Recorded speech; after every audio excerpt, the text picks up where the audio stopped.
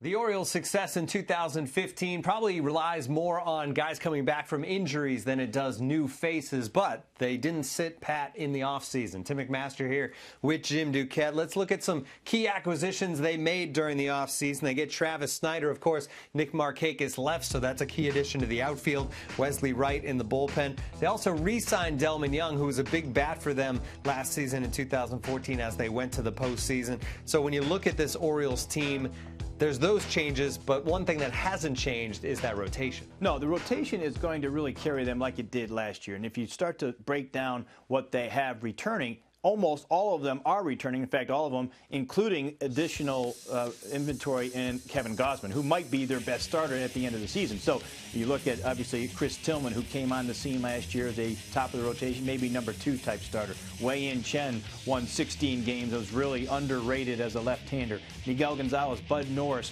are quality starters at the back end. Robaldo Jimenez had a down year.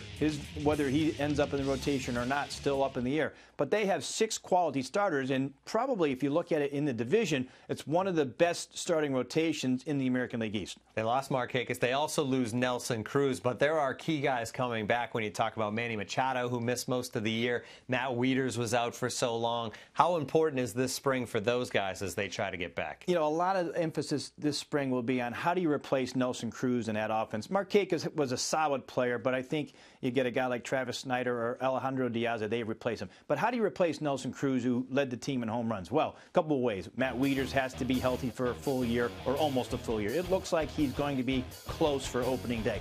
Machado looks like he's healthy. If he can return to form, he's certainly going to be a solid bat, and maybe in that 2 spot. And a guy like Chris Davis has to have a bounce-back year. He's capable of hitting 30 home runs and driving in 90 runs. Adam Jones always solidifies the lineup. So they have enough quality pieces in that lineup if they stay healthy.